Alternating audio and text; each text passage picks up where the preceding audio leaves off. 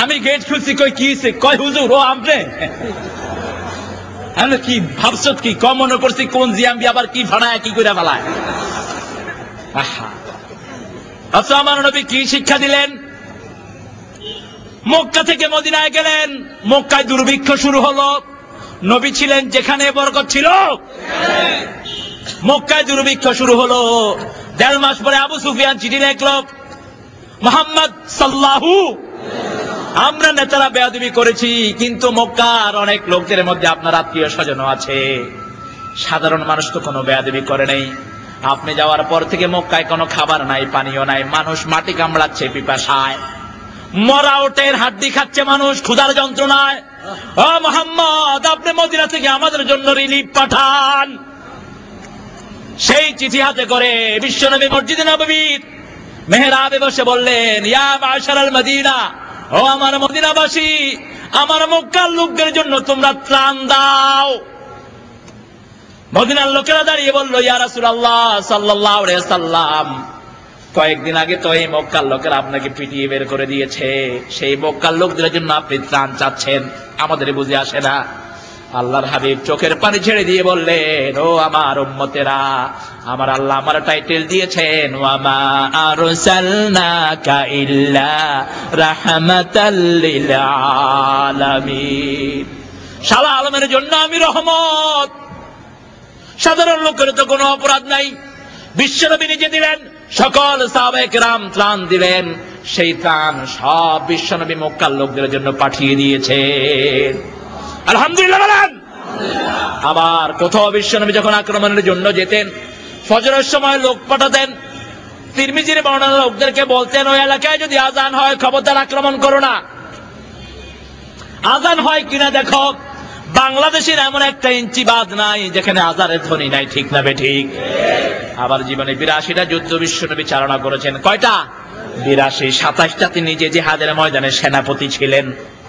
এই 82 যুদ্ধে একবারও বিশ্বনবী আগে আক্রমণ করেন নাই, তারা আক্রমণ করেছে, তাদেরকে দাওয়াত দিয়েছে, তারপরে আক্রমণ ফেরানোর জন্যই বিশ্বনবী আক্রমণ করেছেন। সুবহানাল্লাহ বলেন। সেই নবীর রহমানও বলেছেন, বিনা বিচারে কোন বিধর্মীকেও যদি কেউ হত্যা করে, সে জান্নাতে যাওয়া তো দূরের কথা, জান্নাতের ঘ্রাণও কোনোদিন তার নাকে ঢুকবে না। আবার আমার নবী বলেছেন, কোন এলাকায় তোমরা বিজয় লাভ করলেও 5টা জিনিস নষ্ট করো না। কয়টা? জোরে বলেন কয়টা? স্থাপনাগুলো ভেঙে দিও না, ফলন্ত গাছগুলো কেটে ফেলো না, শিশুদেরকে মেরো না, মহিলাদের উপর আক্রমণ করো না, একটা বৃদ্ধের গায়েও আক্রমণ করো না। আল্লাহু আকবার। সেই নবীর দোহাই দিয়ে কত বাচ্চাকে দুনিয়া থেকে বিদায় করে দিয়েছে, দেয় নাই? আল্লাহ এগুলোকে হেদায়েত দান করুক, বলেন আমিন। বাইরের লোক থেকে আর বলে কি, একজনের সাক্ষাৎ দুলাভাই, ঠিক না বলেন? তার বাড়ি থেকে সব প্ল্যান হয়েছে। যুবলীগের যিনি সভাপতি, এই শয়তান, তার নাম ছিল গোলাম আজম। তার দাদা ছিলেন খুব নেককার, বড় আদর করে তার নাম রাখছিল গোলাম আজম। সে দেখলো যে গোলাম আজম তো এক শ্রেষ্ঠ আল্লাহর ওলি। আলহামদুলিল্লাহ বলেন। আমি এই ওলির নাম নিয়ে শয়তানি করি কেমনে? এফিডেভিট করে বানাইছে মির্জা আজম। আমাদের দেশ চিনল না। এই গত 2 বছর আগে এই সরকার ক্ষমতা আসার পর ইংল্যান্ডে সারা পৃথিবীর মুসলমান দেশ একটা সম্মেলন করে, সারা পৃথিবীর সব মুসলমান দেশ, 55টা দেশ।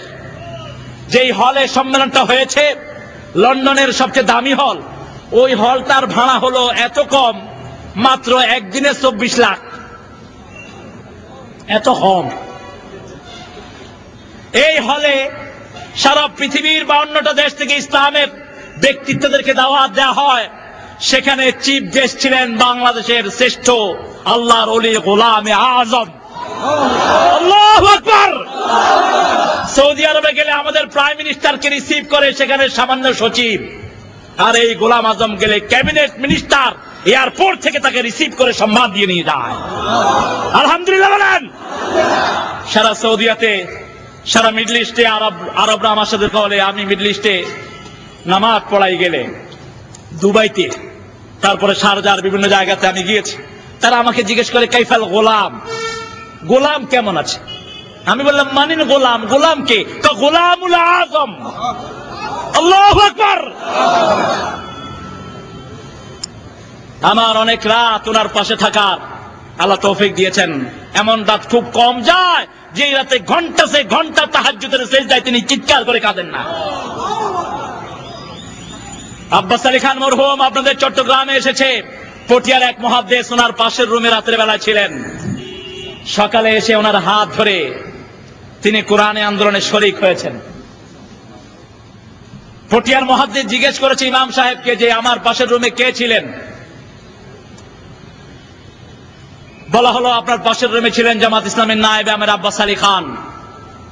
তিনি আস্তে করে গিয়ে বলছে হুজুর অনেক বিরোধিতা করেছে, আমার মাফ করে দেন, আমাকে আপনার দলে শামিল করে নেন। আলহামদুলিল্লাহ বলেন।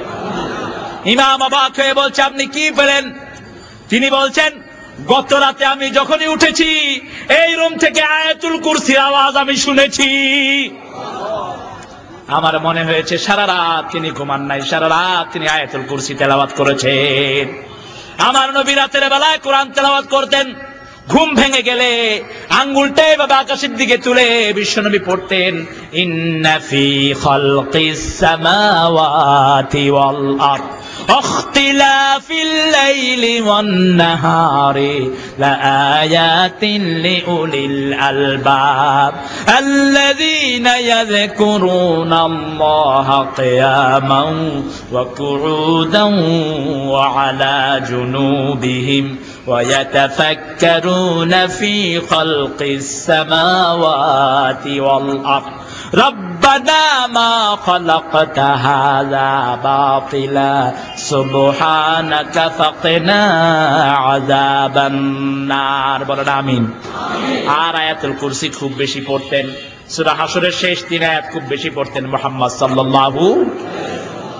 জন্মের পর থেকে বিশ্বনবী আদর্শ, জীবনে একটা কাজও এমন নাই যে এই কাজের জন্য নাফসি নাফসি করতে হবে, ঠিক না বে ঠিক? এমন আদর্শ, তবে সবাই এটা পাবে না। কেউ যদি আল্লাহর জিকির না করে আমার নবীকে আদর্শ হিসেবে গ্রহণ করতে। সূরা মুহাম্মদ আজকে পড়ছিলাম, সূরা মুহাম্মদ একটা সূরা আছে না নাই? জোরে কও না। সূরা মুহাম্মদের শুরু হয়েছে কিন্তু কাফেরদের কথা দিয়ে, الذين كفروا ويصدون عن سبيل الله ضل اعمالهم। যারা কুফরি করে আল্লাহর রাস্তা থেকে মানুষকে ফিরায় তাদের সব আমল আল্লাহ বরবাদ করে দিয়েছেন। নাউজুবিল্লাহ বলেন। এখন যারা আল্লাহর আইন চায় না এরা মুমিন না কাফের? কার ফতোয়া? চিৎকার করে বলেন কার? বিশ্বনবীর দল যারা করে না এরা মুমিন না কাফের? কার ফতোয়া? ইমাম বুখারী আদাবুল মুফরাদের মধ্যে বলছেন বাবুল গাই, বিদ্রোহীর অধ্যায়, একটা অধ্যায় তিনি এনেছেন। প্রথম হাদিসটাতে তিনি বলেছেন 6 কারণে বিনা হিসেবে মানুষ জাহান্নামী হবে। তার প্রথম কারণ হলো কেউ যদি কোরআনী আন্দোলন না করে। আমাদের মূল কারণ হলো কি আন্দোলন করব? জোরে বলেন। এই কোরআনের আলো।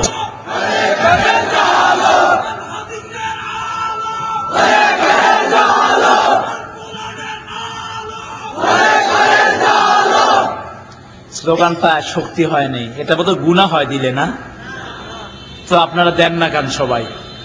স্লোগানগুলো আমাদের কলিজা। আলহামদুলিল্লাহ বলেন। একটু একটু মহব্বতের সাথে দেন তো সবাই স্লোগান।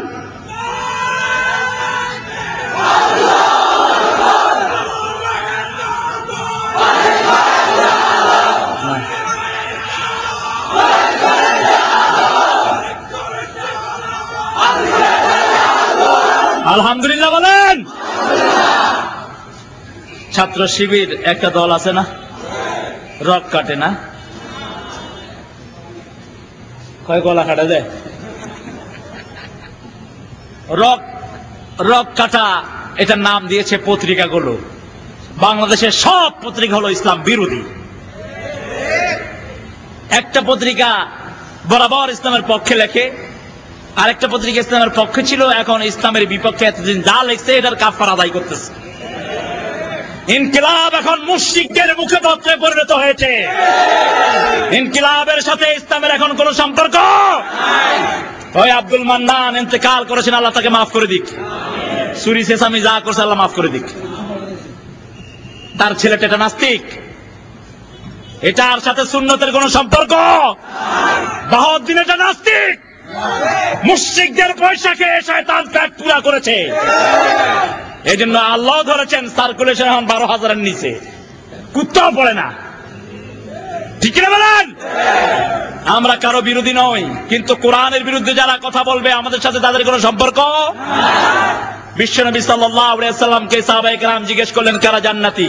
বুখারী বর্ণনা আল্লাহর হাবিব বলেন মা আনা ওয়া আসহাবি, আমি যেটার উপর আছি, আমার সাহাবীরা যেটার উপর আছে, ওই দলে যারা থাকবে তারা জান্নাতি হয়ে যাবে। এদেশে ইসলামের জন্য রক্ত দিয়েছে ইসলামী ছাত্র শিবির। একটা না, দুইটা না, 124টা ছেলের রক্তে রঞ্জিত হয়েছে বাংলার জমিন। আল্লাহু আকবার, ইসলামী ছাত্র শিবির জিন্দাবাদ, জিন্দাবাদ, শহীদদের রক্ত জিন্দাবাদ।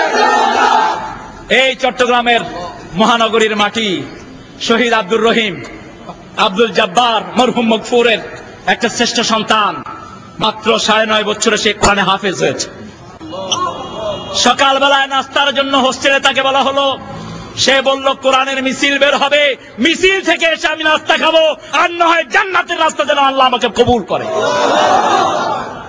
আগের রাত্রে সারা রাত আমার 2টি লাইন তার ডায়েরিতে লেখা ছিল, আমি আল্লাহর শুকরিয়া আদায় করেছি, আল্লাহ ওই লাইনগুলোকে কবুল করেছেন। সে সারা রাত পড়ছে, আমাকে শহীদ করে সেই মিছিলে শামিল করে নিও, যেই মিছিলের নেতা আমির হামজা, খুবাইবে খাব্বাব, আল্লাহর ছিল যারা অতি প্রিয়, শামিল করে নিও। বলেন না আমিন?